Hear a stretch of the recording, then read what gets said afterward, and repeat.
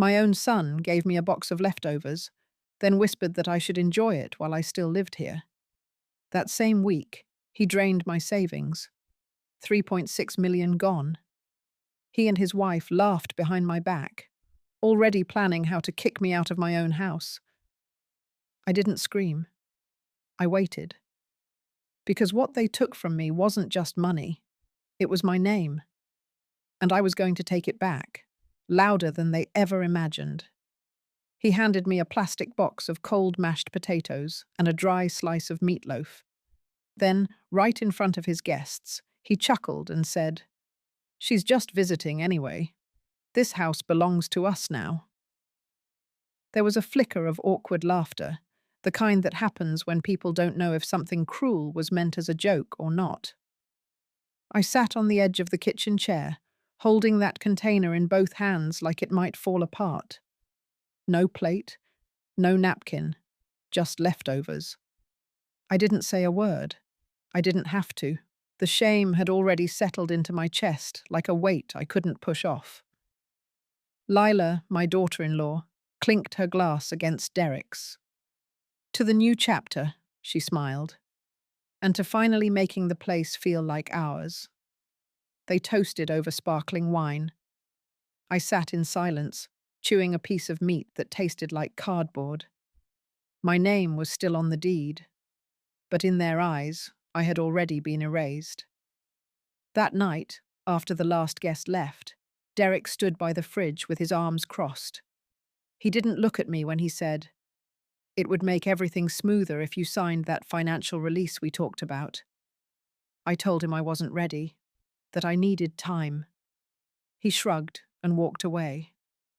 The next morning, my phone buzzed while I was watering the potted basil on the patio.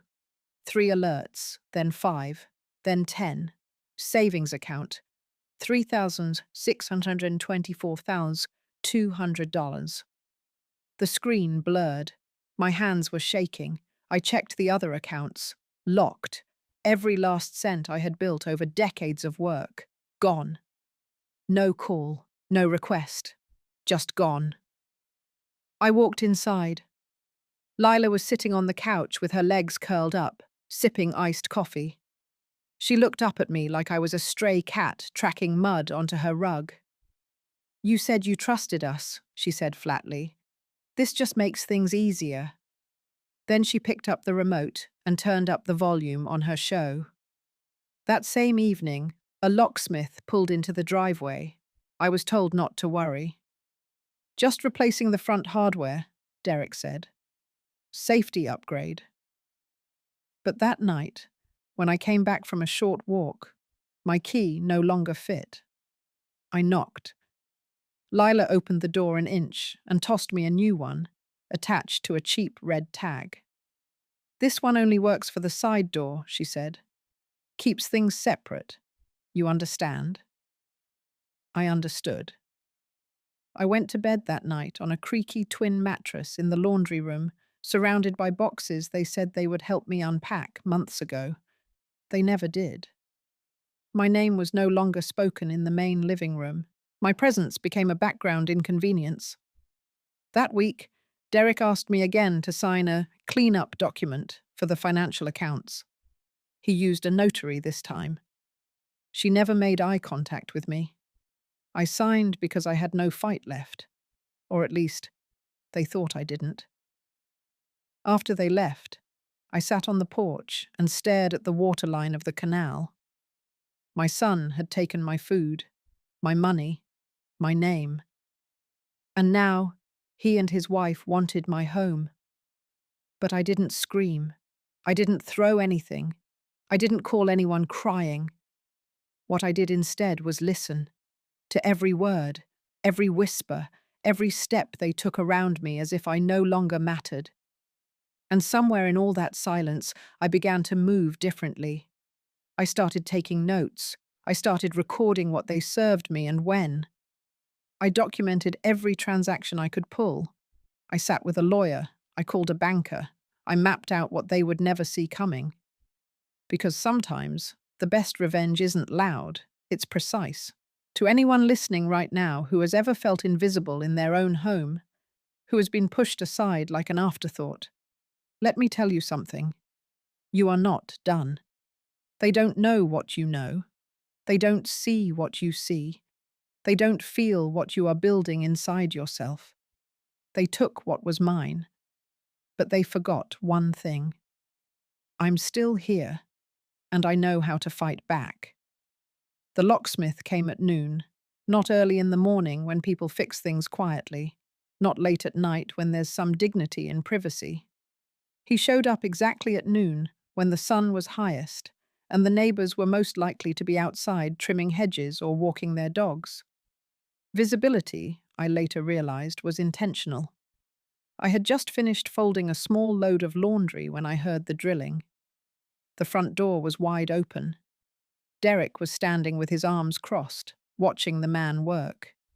He didn't say a word to me. I stepped into the hallway and stared, waiting. Nothing. The sound of the drill screamed against the wood, louder than anything either of them could have said. Lila came around the corner with her phone in her hand, smirking like this was an upgrade she had been waiting for. "New locks, safer for everyone," she said, then walked off without another word. I watched as the locksmith replaced the deadbolt, tested the new latch, and handed Derek a set of shiny silver keys. Derek turned, finally noticing me there. "I'll get you one later," he said. "Just use the side door for now." I didn't respond. I walked past him, slowly, out the front door, and kept walking. I didn't know where I was going. I just knew I needed to be somewhere else, even for a minute. By the time I got back, the side door was unlocked, and a small envelope sat on the dryer in the laundry room. Inside was a key attached to a red tag. Handwritten in Derek's messy teenage scrawl were the words, "Side only." No explanation, no warmth, just a message.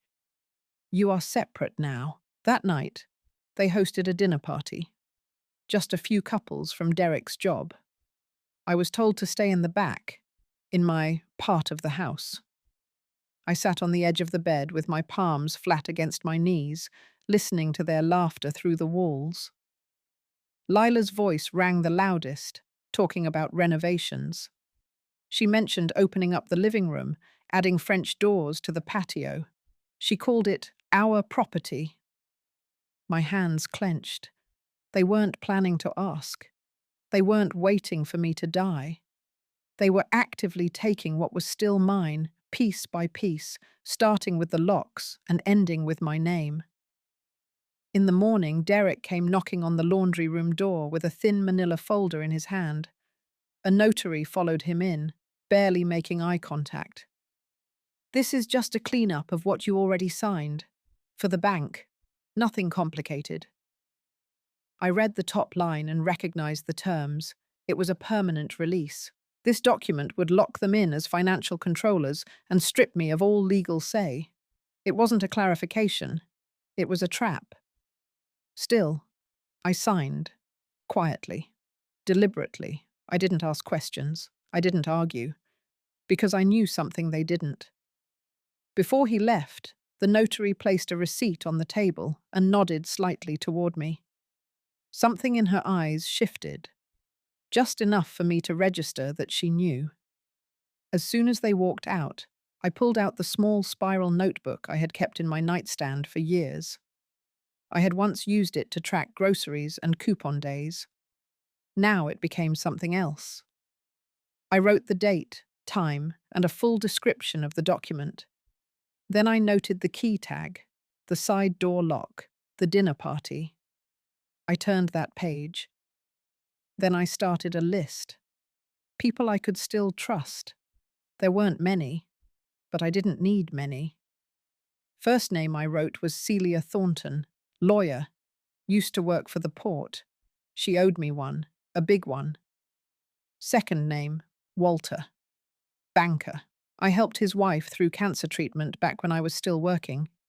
He never forgot. Third, Mary Elliott, notary, discreet, detailed, already sensed something today. That evening, I gathered every old file I had from my retirement, my house, my accounts. I lined them up on the floor like puzzle pieces. Trusts, titles, bank letters. I found the deed. I found the original joint account creation form that listed only me. Then I circled one line in red ink, right to revoke or restrict co-signing privileges at any time.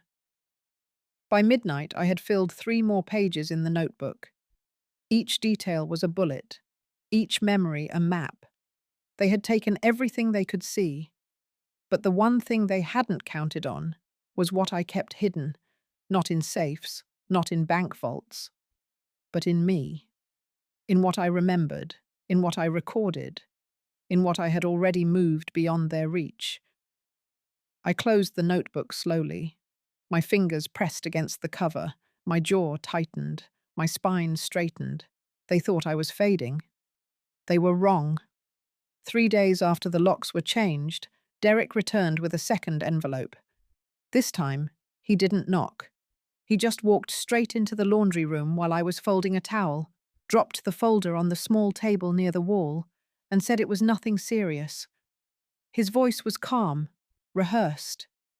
He stood there, hands in his pockets, like he was doing me a favor. It just clears up some inconsistencies from the last paperwork. A bank thing. You've already signed most of it, he added. I looked at the folder but didn't reach for it. A notary walked in behind him, a different woman this time. Mid-40s, pale blouse, clipboard in hand. She didn't meet my eyes, just stood still near the doorway, waiting. Derek stayed close, hovering. "It'll only take a minute," he said. I opened the folder. The first page was laid out just like the last one, but this time with additional clauses added to the bottom. Phrases like financial surrender, binding irrevocability, and ownership transfer were stacked in clean blocks, each more final than the last. The wording was clinical, but the intention was sharp. I flipped through 2 more pages. The last one had a line already highlighted for my signature. "Sign here," Derek said, tapping twice like I was slow to follow. So I did, slowly, no questions, no hesitation. I signed exactly where he wanted. I handed the folder to the notary. She flipped through quickly, double-checked the signature, then packed up her clipboard and left without a word. Derek gave me a tight smile, nodded once, and followed her out. I heard his footsteps fade into the front hallway, and then the soft click of the front door closing. I didn't cry.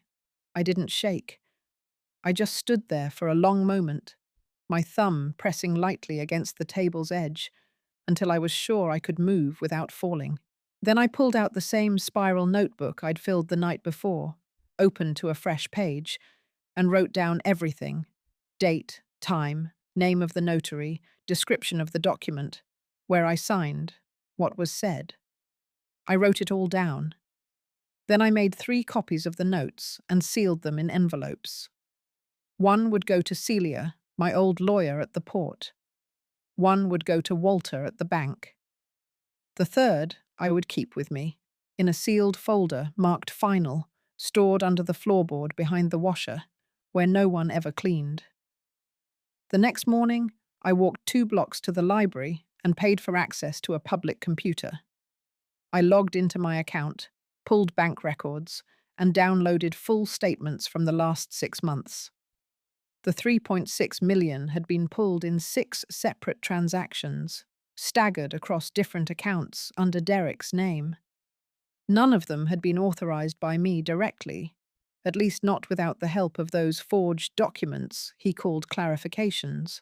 But I had what I needed.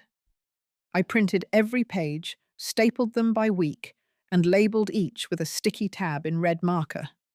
Then I booked a meeting with Celia. She responded in under 10 minutes. Her office was still in the same building near the port, 3rd floor, overlooking the old freight docks. I made it there before lunch. She gave me that look people give when they haven't seen you in years, but still remember the exact coffee you used to drink. We didn't talk much at first. I handed her the folder, sat down, and waited while she read in silence. When she finally looked up, she said one word: deliberate. That was all I needed to hear. Over the next hour, we mapped out a counterplan. We would freeze all movement on any remaining assets. We would file a quiet complaint with the recorder's office to flag any documents Derek might submit regarding the house. Most importantly, we would prepare a verified petition of undue influence based on financial coercion, elder abuse, and breach of fiduciary trust. None of that sounded dramatic, but it was powerful, and most of all, it was quiet. Derek wouldn't see it coming. Neither would Lila. On my way home, I stopped at the bank and asked to speak with Walter. I hadn't seen him in almost 5 years, not since his wife passed. He looked thinner, older, but when I told him my name, his eyes lit up like I had handed him back a piece of something he forgot he lost. I didn't need to explain much. He walked me through what he could legally show and offered to assist with internal audits on his end. By the time I returned home, the house was empty. I walked past the kitchen where they'd laughed.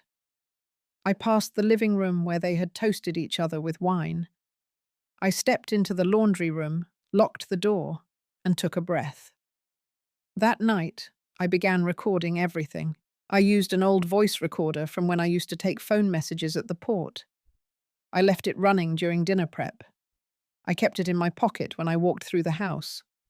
I even planted one under the dining room shelf where they liked to whisper after they thought I had gone to bed. I wrote down every cruel phrase, every mention of the house, every reference to my supposed decline. They weren't just planning, they were rehearsing. The next evening, I overheard Lila on the phone with someone about a contractor. She was asking about permits. When she hung up, she left the note on the kitchen counter. I copied it, folded it into my notebook, and dated it. Then I went into the guest bathroom, took the camera I had ordered the week before out from under the sink, and installed it in the hallway facing the main entry. No one noticed, not even after 3 days. And still I said nothing, because everything they took from me, they took boldly. Everything I was about to take back, I would take quietly and permanently. It started with a whisper behind the wall. I had left the hallway recorder on that morning while I took a short walk to the end of the street. When I came back, I rewound the tape and listened while washing dishes. I wasn't even halfway through rinsing when Lila's voice came through, low and smug. "She's not going to last much longer. You saw how slow she's getting. We'll have the place to ourselves by summer." I turned off the water. My hands were still wet, soap sliding down my wrists. The words weren't loud, but they were clear. No hesitation, no kindness, just calculation. Later that evening, I found the note she left behind near the fridge, a torn piece of paper with a phone number scribbled down, along with a name I didn't recognize, and the words "contractor for patio and locks." She hadn't even tried to hide it. They were already planning renovations like I didn't exist. I folded the paper and slid it between 2 pages in my notebook, writing the date and time. Then I went to the spare bedroom closet and took down an old storage bin. Inside were things I hadn't touched in years, back when I used to handle logistics at the port. Vendor contacts, internal memos, taped interviews from HR complaints, all neatly labeled and preserved.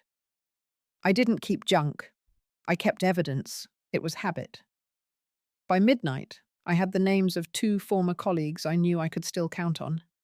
One worked in property records. The other had ties to local contractors. Both had seen what happened to older folks whose families tried to take things out from under them. The next morning, I went to the recorder's office in person and filed a private alert on my property file. It wasn't public, but it would trigger an internal flag if any changes were requested under my address. I marked everything confidential, cited early signs of potential coercion, and requested written notification if any attempt was made to alter the deed. From there, I walked 6 blocks to a small UPS store that offered private mailboxes.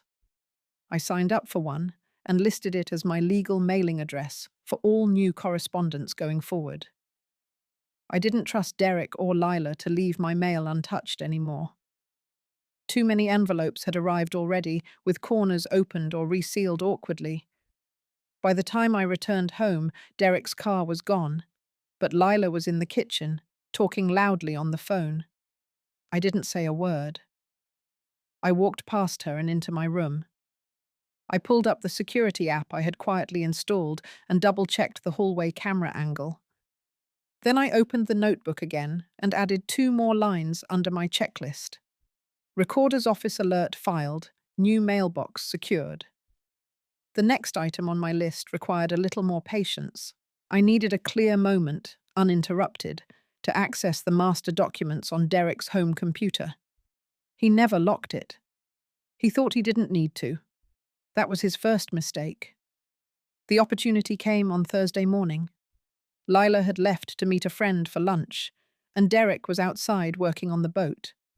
I could hear him on the dock, cursing under his breath while trying to adjust something under the hull. His phone was on the table. The screen lit up, showing a calendar invite titled Boat Naming Ceremony. I sat down at his desk and started searching. Within minutes, I found a folder labeled Home Planning. Inside were scanned drafts of renovation layouts, cost estimates, and a list of upcoming guests for what they were calling the big reveal. There were notes in the margins. Lila had written down estimates for replacing furniture, updating flooring, and even moving my things into storage. She didn't write maybe. She wrote soon. But what caught my attention most was a document titled Final Transition Plan. It wasn't just about money, it was about full control, medical power of attorney, complete financial oversight. It was dated 2 weeks from now. They were building a legal wall around me, one that would take away every choice I had left. And they thought they were doing it quietly. I transferred the document onto a flash drive I kept on my keychain. Then I emailed a copy to Celia with the subject line, "They are accelerating." She replied 5 minutes later with one word, "Understood." That night, I made 2 phone calls from the gas station 3 miles out. One to Walter at the bank, to confirm we would freeze anything new under Derek's name tied to my accounts. The other to Celia, who would draft the first letter of objection to be sent to the notary firm Derek had used. When I returned, the house was dark. Derek was on the back deck, smoking. He said nothing when I walked past. Lila was asleep on the couch, the TV still on, playing one of those home renovation shows she loved so much. I stood there for a moment, watching the screen. The host was talking about open floor plans and fresh paint. Lila dreamed of building her future on my past. But I wasn't past yet. In the silence of that moment, I decided something. No more reacting. No more watching. It was time to prepare the stage. They had a party coming up. Boat naming, champagne, neighbours, smiles. I would let them plan it all. I would let them invite everyone they wanted. I would let them believe the show was theirs. But I would be the one to end it, and no one would see it coming. The invitations went out on a Wednesday. I knew because the printer jammed while Lila was trying to push them through, and she cursed loud enough for me to hear from the laundry room. By the time I stepped into the kitchen for water, she had the table covered in glossy cards, each one embossed with navy blue lettering and a gold trim. Derek sat across from her with a spreadsheet open on his laptop, cross-checking names. They were calling it the Boat Naming Celebration. There was no RSVP line, no mention of capacity limits. It was clear they wanted a crowd. Derek raised his head when I walked by, then quickly looked away. Lila barely acknowledged me at all. I paused long enough to read one of the cards upside down. It was addressed to a neighbor I hadn't spoken to in months. The message was brief. Join us as we celebrate the beginning of our new chapter. They had stopped saying my name out loud. They were writing me out of the house, and now, it seemed, out of the neighborhood too. That night, after they had gone to bed, I walked past the printer tray and slid one invitation into my notebook. Then I went back to my room, opened the bottom drawer of the cabinet, and pulled out the outline I had been working on since the day they changed the locks. I called it the event map. At the top, I listed the confirmed guests based on names I heard Derek mention. Beneath that, I created columns for potential witnesses, camera placement opportunities, timing blocks, and possible exits. I wasn't planning a party. I was staging a performance. And I was preparing for it like I once prepared payroll audits for state inspections, quietly, carefully, with everything double-checked. The next morning, I visited Celia again. I handed her the flash drive with a copy of the latest boat registry and the notarized contract Derek had filed listing himself as sole buyer. The funds, of course, had come directly from the stolen account. It was just enough proof to move forward with a temporary fraud flag at the local marina. She told me she needed 72 hours to coordinate the next steps. That was all I needed to hear. By Friday, the backyard was being transformed. Derek had hired a company to string lights across the trees and install rented deck chairs along the dock. A long folding table was placed near the waterline, draped in a pale blue cloth, with silver buckets ready for bottles of wine. The boat sat behind it all, gleaming and smug, like a trophy earned through honesty. Lila brought home 3 crates of party supplies.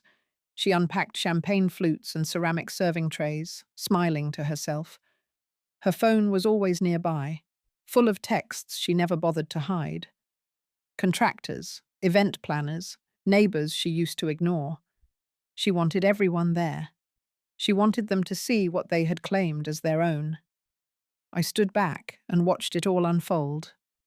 Then I made my calls. First was to the office of the local notary association. I requested that the notary Derek had used be contacted for formal questioning regarding oversight and undue influence. I provided the exact dates and times she had visited our house, along with a written statement about the physical and verbal conditions under which I had been asked to sign. Celia handled the submission. Second was to the recorder's office. I asked for a meeting with a supervisor to review my home's title status. I arrived with 3 years of documents, a copy of my will, and letters showing that no legal transfer of ownership had ever been finalized. I signed an affidavit that morning, requesting immediate notification of any future title activity. My house could no longer be touched without me knowing. Third, I sent a formal notice through Walter at the bank. He drafted an internal freeze on any outgoing wire transfers tied to the household address and placed a flag on Derek's sub-accounts. The funds were still in dispute, but the motion would buy me time. And time was the last thing Derek knew he was losing. With every day leading up to the party, I checked my list. I adjusted timing blocks. I walked through the backyard when no one was home and took photos of where the sound would carry best. I made sure the main power outlet could handle a projector. I cleaned the older speakers from the garage and tested volume levels on a Sunday morning when the neighborhood was quiet. I also found the perfect moment to place a camera inside the hallway coat closet, facing the kitchen. It had a clear view of the counter, where Derek and Lila often whispered when they thought I was asleep. I left it running. 2 days before the event, I captured something important. Derek was on the phone, pacing. His voice was low, annoyed. "She's still here. I thought she'd be gone by now." He paused, then continued. "No, the house isn't in my name yet. But it will be. She's too weak to fight this." Then he laughed, a short, clipped sound, and ended the call. I clipped the file, renamed it, and added it to the master folder I would bring with me to the marina office. On the eve of the celebration, Lila stayed up late cleaning silverware and writing names on place cards. Derek rehearsed his thank you speech out loud in the living room. It included a joke about how long it took to finally feel like they were building their future. I watched from the hallway. They thought this was a beginning, but I knew better. This wasn't the start of anything. It was the end. Saturday came without apology. The Florida heat rolled in thick by late morning, and the dock was already humming by noon. Strings of lights stretched overhead like festival banners. The folding chairs were arranged in clean rows, angled toward the water where Derek's prized boat bobbed lightly in the canal. A rented speaker system had been tested 3 times. Lila paced the deck in heels too high for wood planks, adjusting decorations and fussing over the table linens. The cooler was full of sparkling wine. The catering van arrived with sliders and shrimp cocktails. A man with a clipboard did a last-minute walkthrough, confirming the program with Derek, who stood in a pressed linen shirt, squinting at the glare. He looked proud, not nervous. He had no reason to be. In his mind, this was his day. Guests trickled in, some dressed like they were heading to a country club event, others in polos and sandals.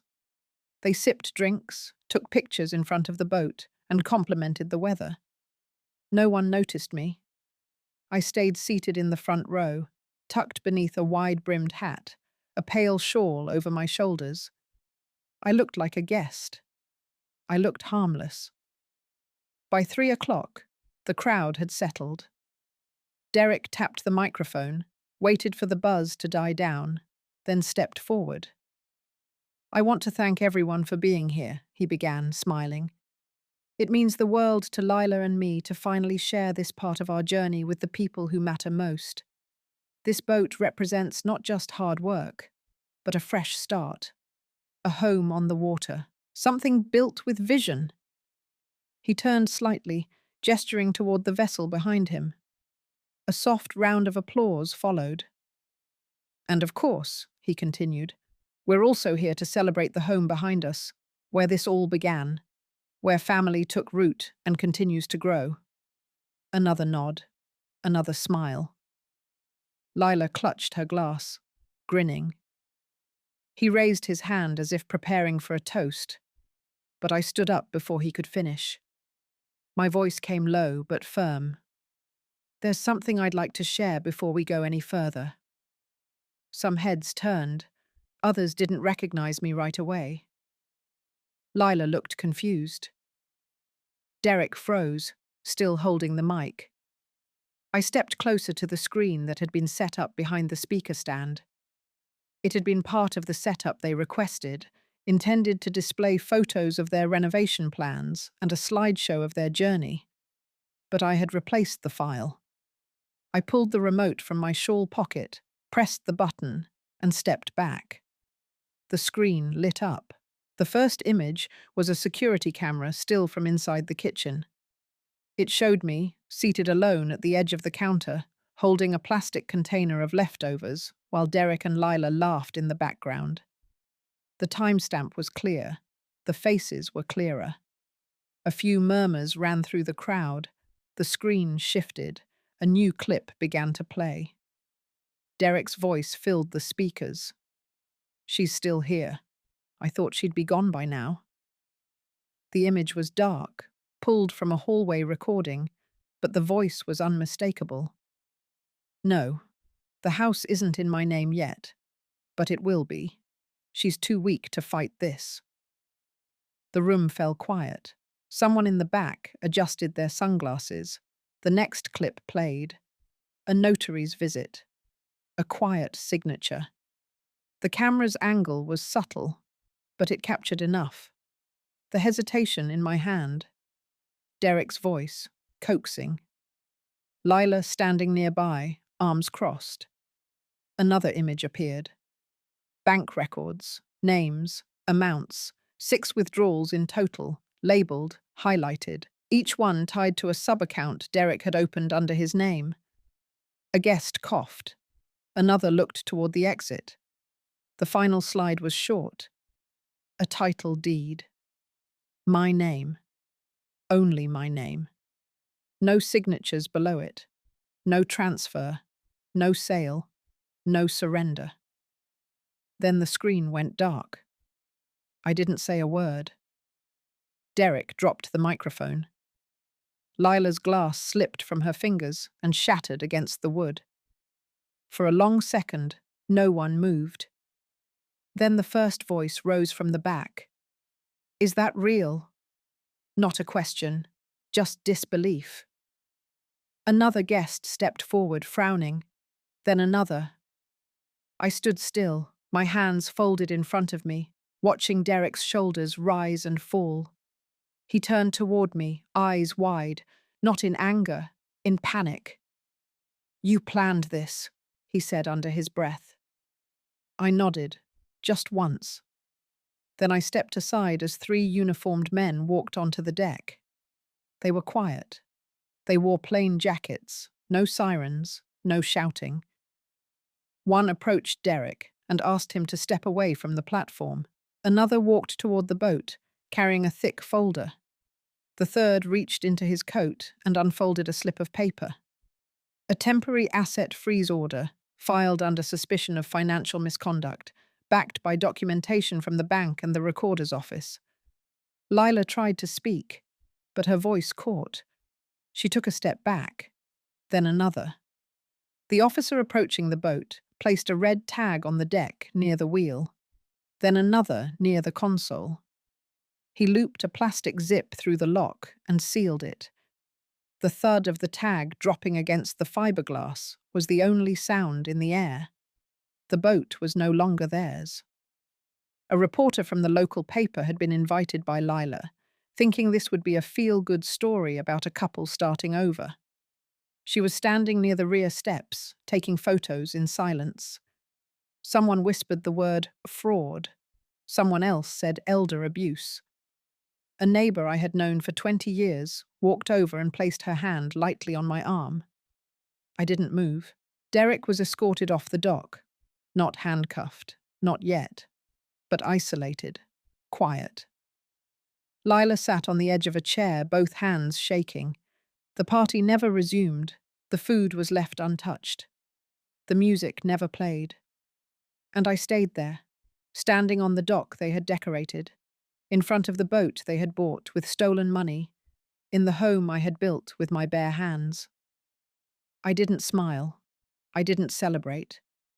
I simply breathed, one deep, steady breath, because the war wasn't over, but the first strike was mine. They left the dock that day humiliated, but not destroyed. That part was coming next. The boat sat quiet under the afternoon sun, roped off with the bright red tag that fluttered slightly every time the breeze picked up. The guests had scattered quickly after the video ended. Nobody wanted to be caught in the middle of what they now knew was a mess. Even the ones who had clapped politely for Derek earlier didn't look back as they slipped away. Most of them would never come around again. By the time the officers finished filing their initial report, Derek was pacing inside the house like a man whose roof had just collapsed. Lila had locked herself in the bathroom. I could hear her muffled sobs through the wall, though I wasn't sure if she was crying out of shame or because she knew what was coming next. I didn't need to guess. The boat had been paid for through a chain of silent withdrawals, each cleverly timed and dressed up as maintenance expenses or financial consolidation. It was all done through an account that was never meant to be touched. But what Derek didn't know was that months ago, before he ever made his first move, I had already flagged that account for fraud watch through Walter's bank. Walter had contacted me the moment the first suspicious movement triggered the system. Instead of stopping it outright, I told him to let it happen. I needed the pattern. I needed the proof. I wanted the entire trail, down to the minute, attached to Derek's name. Because a single bad decision could be explained. But a series, deliberate and spaced out, that told the full truth. By Monday morning, the report had made its way to the Financial Crimes Division. A formal investigation was now open, and the boat was listed under active asset review. No transfer, no sale, no movement of any kind. It would sit there, unused, its papers frozen, until the matter was resolved. But I wasn't done. At 9 a.m., I walked into Celia's office with a second folder. Inside were copies of emails Derek had sent to contractors, plans for the house, a timeline for renovations. One message to Lila mentioned boxing up my belongings. Another outlined ideas for turning the laundry room into an office.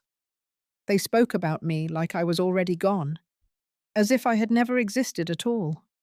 Celia read each page slowly. When she was finished, she leaned back in her chair and nodded. "That's enough," she said. "We file for permanent injunctive relief. Today." She had already begun drafting the paperwork to present in housing court. It wasn't just about the house. It was about establishing that I had been coerced, isolated, and manipulated. That they had used my trust to gain access to property they had no legal right to claim. We weren't chasing them anymore. We were blocking them entirely. At noon, we submitted the emergency motion. By 3 o'clock, it was approved. Derek and Lila would receive a formal order by certified mail the next morning, restricting them from making any further financial or structural changes to the property without written approval from both the court and myself. Any violation would be considered contempt and subject to immediate penalty. That evening, as I prepared dinner for myself, I heard Derek arguing with someone on the phone. He was pacing again, louder this time, voice sharp with panic. I couldn't make out everything, but one sentence rang clear through the hallway. She was supposed to be easy to manage. He didn't say my name. He didn't have to. He had always underestimated the quiet ones. The next day, Lila tried to act like nothing had happened. She made a smoothie in the blender, wearing a robe that still had the hotel tag stitched inside the sleeve. She even asked if I wanted anything, like we were still some kind of family. I shook my head and returned to my room. Half an hour later, a knock came at the door. It was the courier with the court order. Derek took the envelope without reading it at first, until he noticed the return address. Then he turned pale. He read it in silence, then folded it, walked into the living room, and sat down without a word. Lila followed him moments later, holding her phone, scrolling through messages that offered no escape. The kitchen went quiet. The boat stayed docked, and the locks on the front door remained unchanged. That night, I took a long walk down by the water, past the docks, past the marina, past the place where the seagulls liked to gather near the boat ramps. I thought about the years I had spent holding back, about how many times I had let things go, hoping it would make me more lovable, less difficult, easier to live with, and how none of it had ever protected me. Kindness is not armor. It is not a shield. Not when you're standing in front of people who see your softness as a doorway to take more. I sat on the bench facing the canal, watching the reflection of the street lamps ripple over the surface. Somewhere behind me, Derek was learning the difference between control and ownership, between inheritance and theft, between love and leverage, and I had no intention of teaching that lesson twice. The next morning, a second courier arrived. This one carried a notice from the bank, account closure pending, due to contested ownership and misuse of joint access. It was addressed to Derek, and it came with a 21-day window for response. He didn't speak to me for the rest of the day. But silence, I had learned, is not always absence. Sometimes it's surrender. The morning the title freeze took effect, the wind along the canal felt sharper than usual. The dock was still. The red tag on the boat hadn't moved. I stood at the kitchen window watching it sway gently with the water, the silence of the scene hiding everything it represented. No one was boarding that vessel. No sail, no parade, no power. Derek hadn't left the house in 2 days. He stopped answering phone calls after the bank notice arrived. Lila still made herself visible, walking from room to room in tight gym clothes with a smoothie in hand, pretending everything was normal. She never asked how I was. She never looked me in the eye. It was easier to act like I was furniture, but they both knew the truth was closing in. That week, a formal notification was posted on the house, taped in a plastic sleeve to the side gate. It was from the recorder's office, acknowledging the court's recognition of my sole ownership and the active injunction. Beneath it, a second paper was added 2 hours later by a courier from the marina's legal department.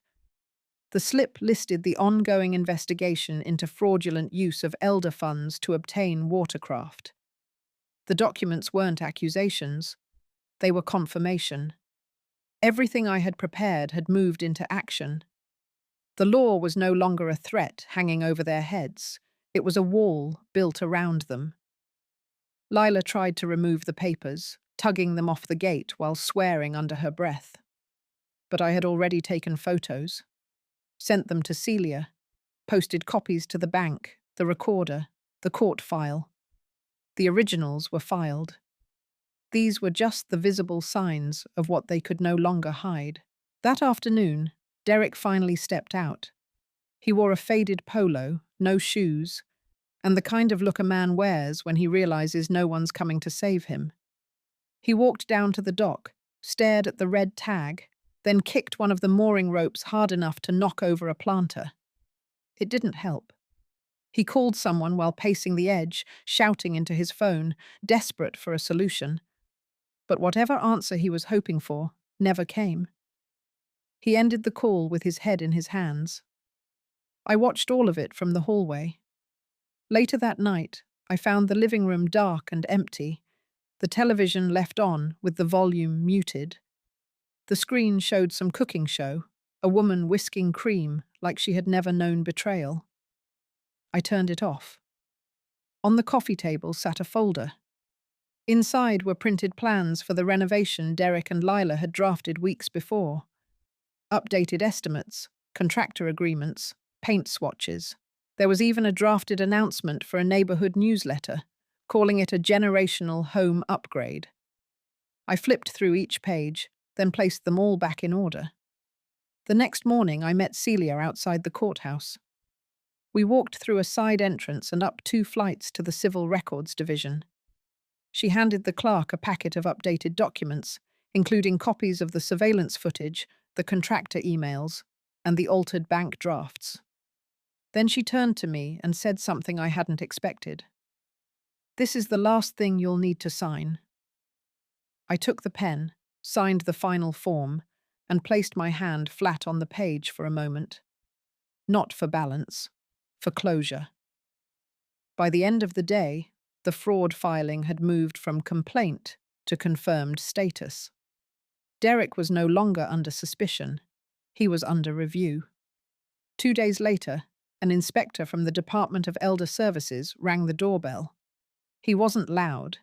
He didn't come with a badge or handcuffs, just a clipboard and a quiet voice. He spoke with me first, sat at the kitchen table, asked how long things had been happening, took notes without interrupting. Then he asked to speak with Derek and Lila. They sat in the dining room for nearly an hour. I didn't listen, but I didn't need to. When the inspector left, he handed me a final copy of his notes, stating clearly that financial abuse indicators had been confirmed. He didn't say when action would be taken, just that it would be soon. That evening, the silence in the house felt different. It wasn't tension, it was decay. The kind that settles when people know they've lost but are still pretending they can negotiate. Lila came into the kitchen around sunset. Her tone was clipped, but her words tried to carry grace. "We're thinking of staying with her sister for a few weeks." I didn't respond. She waited, then turned and left. By morning, the guest room was empty, the bed stripped, no note, no apology. Derek followed the next day. I heard him loading his car at dawn. The trunk slammed twice, tires rolled over gravel, and just like that, the house was quiet again. I walked through each room slowly. The living room still had the candle holders I bought on my 50th birthday. The curtains hadn't been changed. My rocking chair still sat by the window, where I used to watch the tide come in. But now, everything felt different. The boat stayed docked, untouched. The legal flags on it would last for months, maybe years. The house was mine again, on paper and in spirit. The damage was real, but so was the reckoning. They had tried to erase me, to push me out quietly, like a page in a book no one reads anymore. But they forgot I wrote the first chapter, and I had just finished writing the one they would never forget. The morning they left, I waited until the house was still before unlocking the front door and stepping onto the porch. The sunlight was soft, not yet punishing. I stood there for a while, listening to the birds along the canal, the distant hum of a lawnmower 2 streets over. Peace had returned, but not by accident. It had been built, piece by piece, with intention. I stepped back inside, shut the door behind me, and locked it, not out of fear, but because I could. The envelope was waiting for me on the dining table. Celia had dropped it off the day before, just as Lila was carrying out the last of her suitcases. Inside was the official confirmation from the recorder's office. Sole ownership reinstated, all fraudulent filings expunged, injunction upheld. I opened the folder slowly and ran my hand across the first page. The title deed. My name. Alone. Clean.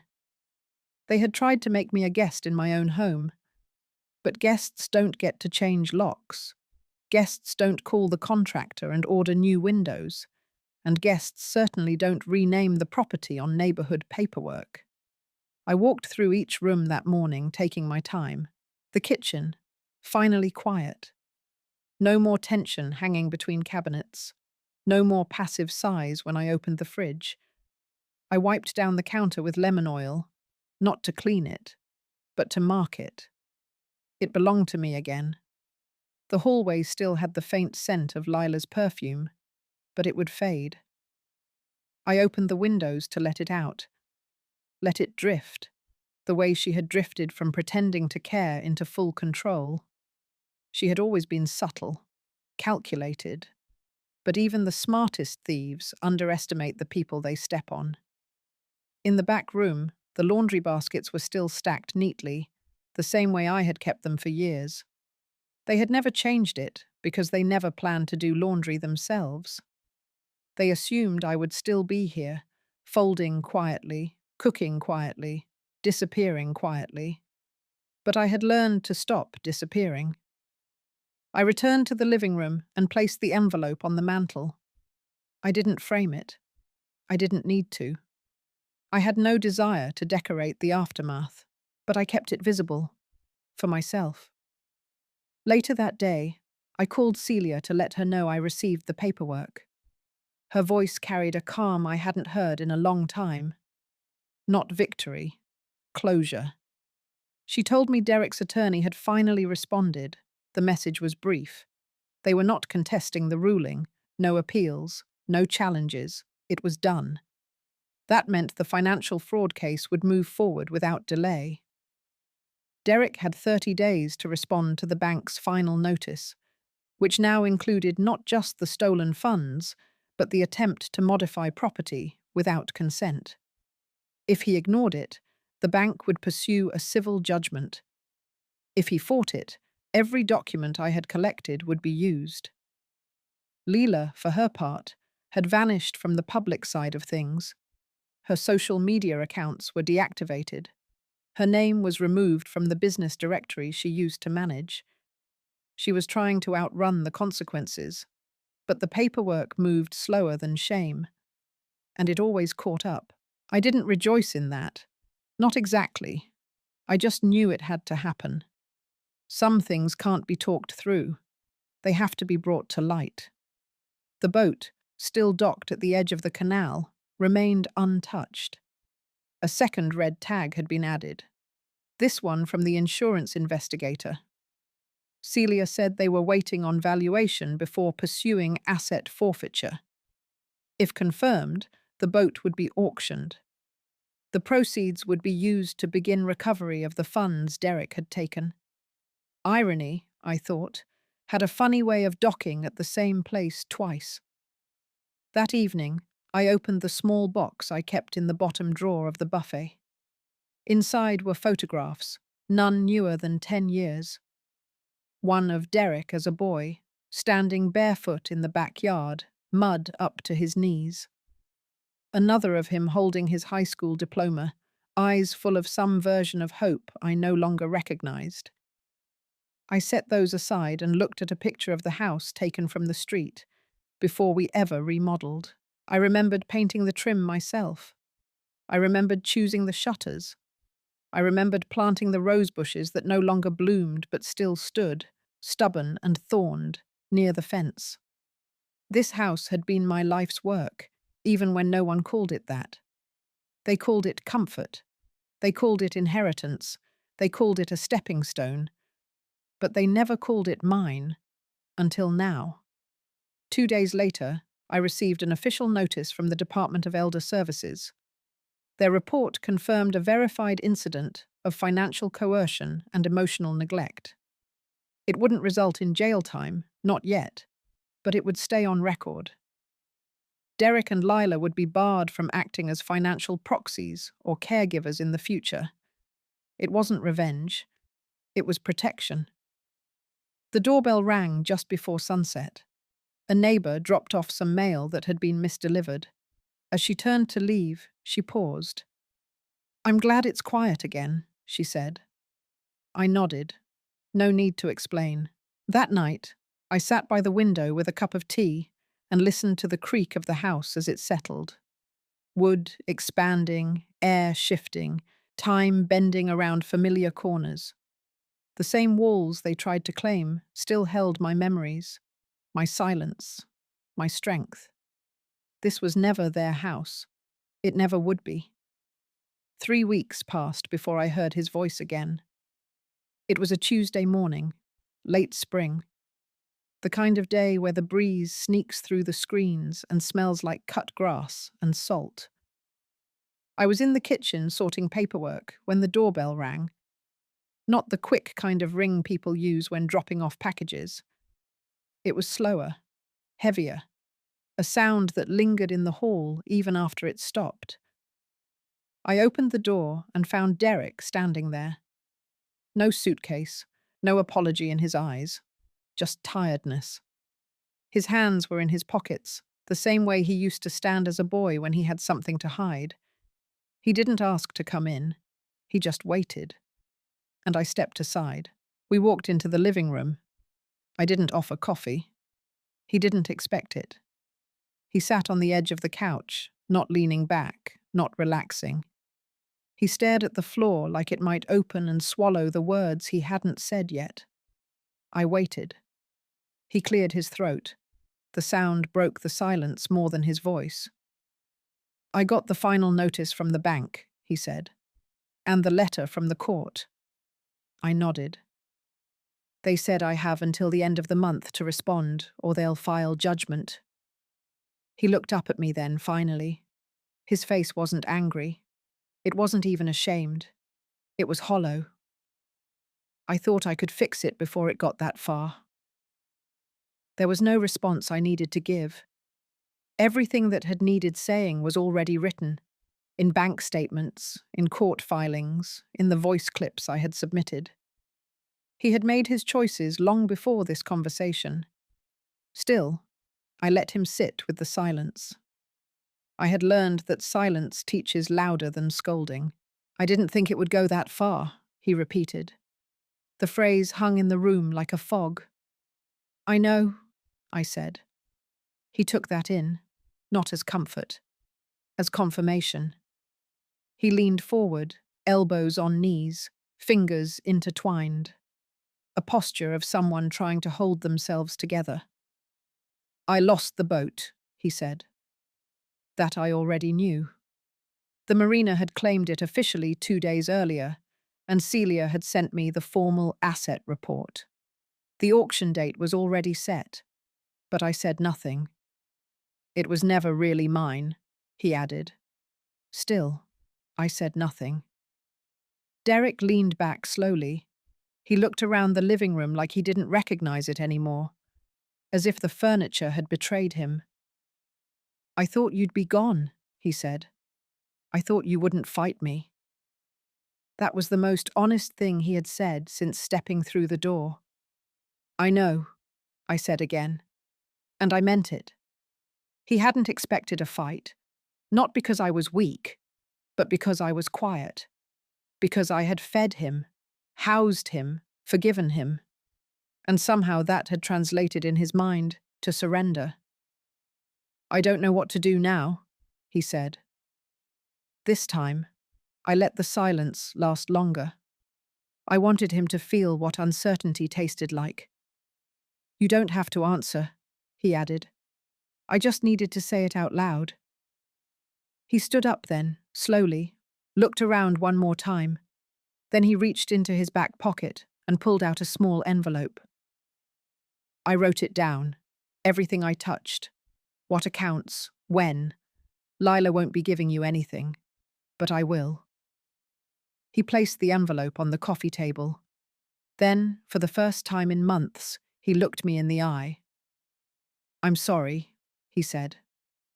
Not loudly, not dramatically, just flat, like a sentence he'd been practicing in his head and finally ran out of excuses not to say.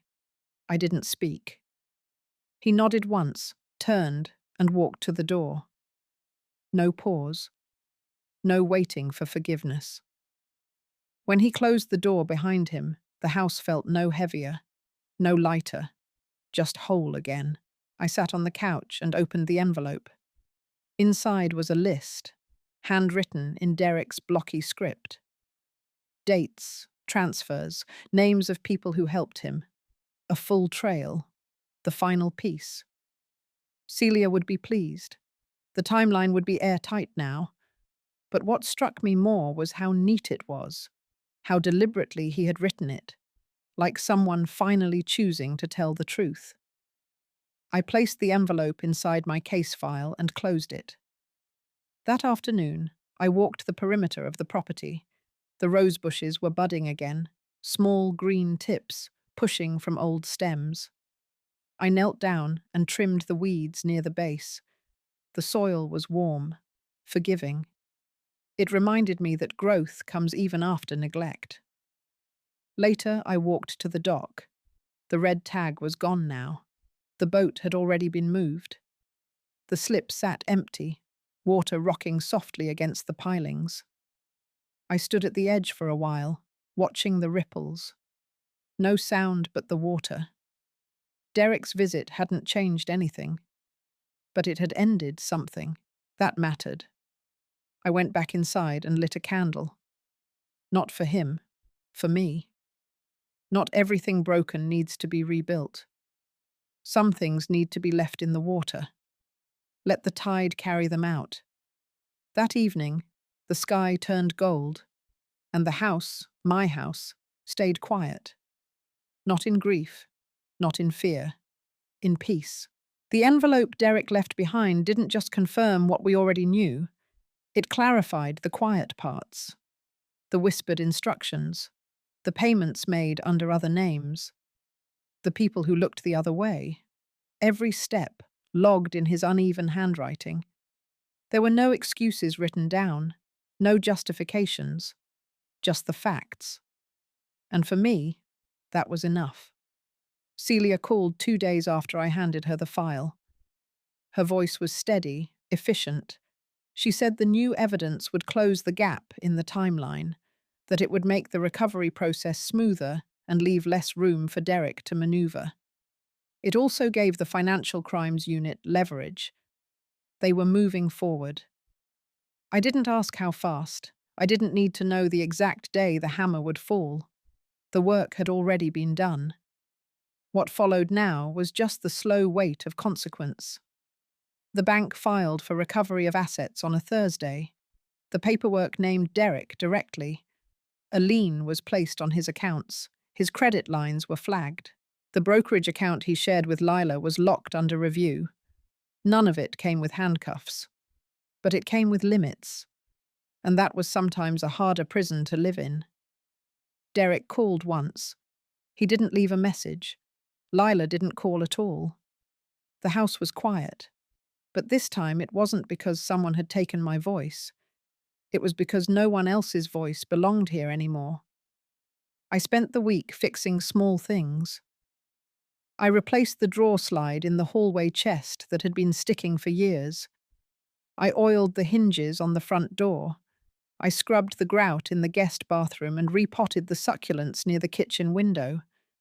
It wasn't out of stress or to stay busy. It was restoration. I wasn't patching over damage. I was choosing what stayed. One morning, while checking the mailbox, I found a letter from the Department of Elder Services.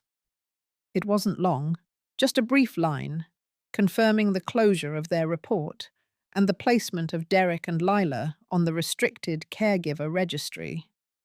Their names would now be flagged in any future applications involving elderly financial oversight. A small thing, but small things add up. That afternoon, I went into the garage and opened the last storage bin I had avoided for years. Inside were old photos, but also older notebooks, grocery lists from decades ago, home repair invoices, a folded paper with my mother's handwriting on it, written in Spanish. She had written it before she passed. A reminder about forgiveness, about waiting until the wound is fully closed before deciding whether to open your hand again. I read it twice, then folded it back. Forgiveness, I had learned, isn't something you give because someone earns it. Sometimes you give it because you're ready to let go of what their weight has done to you. The final ruling in my case arrived in the mail the next week. It came in a plain envelope, stamped with the seal of the court. I opened it at the dining table where so many documents had sat before. The contents were simple. The permanent injunction would stand. All financial access for Derek and Lila was legally severed. Full restitution was to be pursued through civil court. The house was declared protected under my sole estate. It was done. No more hearings, no more documents, no more watching my life from the corner of a room I built. That night, I didn't pour wine. I didn't toast anything. I sat on the back porch with a glass of water, bare feet on the old wood, listening to the slow churn of the canal. The boat slip was still empty, but I didn't mind the silence it left behind. I thought about the years I had spent putting everyone else first. The meals, the bills, the sacrifices I assumed were expected, and how those quiet choices were never seen as strength, only as an invitation to be ignored or replaced. But now, with every breath, I could feel my own name returning to the walls. It wasn't about pride, it was about recognition. I wasn't just the woman who lived here. I was the reason the house stood at all. Later that week, the neighbor from 2 doors down dropped off a plant, a small peace lily in a white ceramic pot. She didn't stay long, just said she had heard everything was settled and was glad to see me outside again. She didn't ask questions. She didn't need to. The plant now sits near the front window. It catches light just before noon. Some days I water it, some days I forget. But it doesn't seem to mind. It's still growing, just like me. The silence that followed wasn't empty. It was clean. And for the first time in a long time, I didn't feel like I had to fill it. It didn't end with a letter, or a ruling, or even an apology. It ended with the sun coming through the same kitchen window that had watched me age, a slow, warm morning that smelled like brewed coffee and orange peel. That was how I knew it was over. Not because the fight was loud, but because the quiet finally felt earned. I sat at the table in my cotton robe, one leg tucked under the other, notebook in hand. Not the same one I had used to track Derek's steps. That one was tucked away now, sealed and stored. This one was new.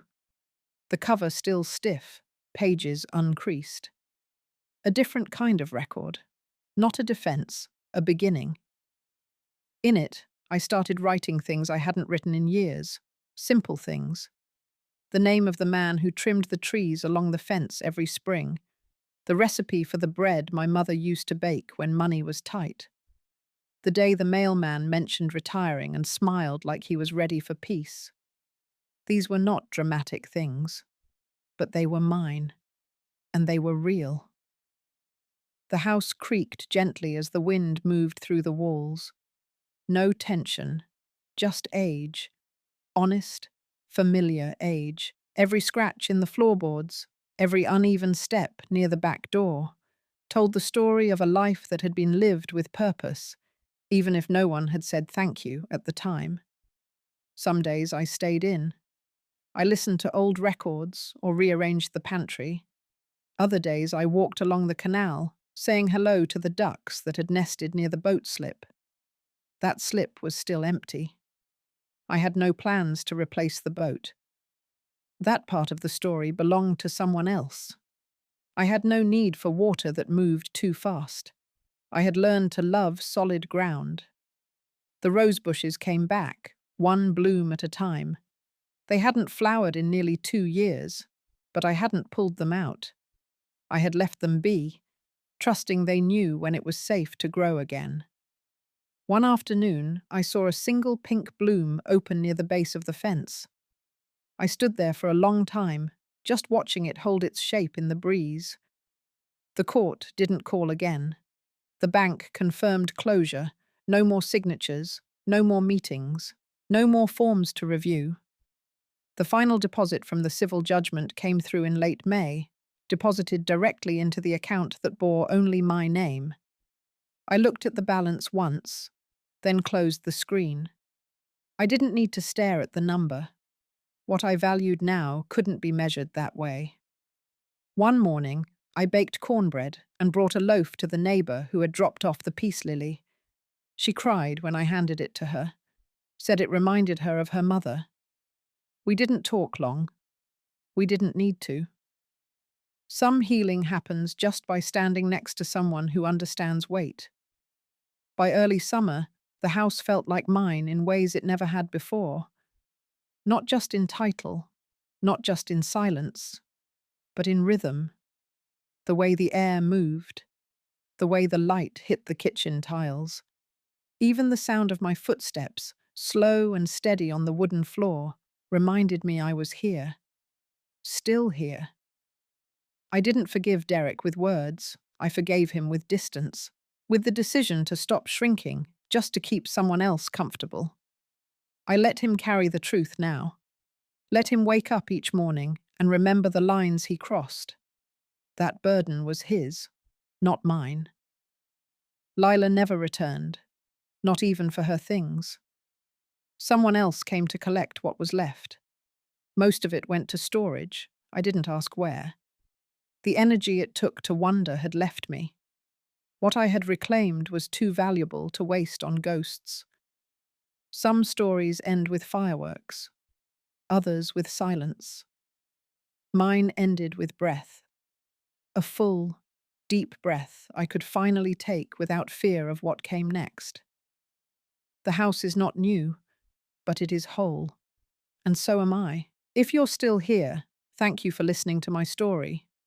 Maybe parts of it reminded you of someone. Or maybe you needed to hear how silence can become strength. If this touched you in any way, take a deep breath right now. That one is yours. Keep it. Let it remind you that no matter what they try to take, your voice is never gone. Not if you choose to use it.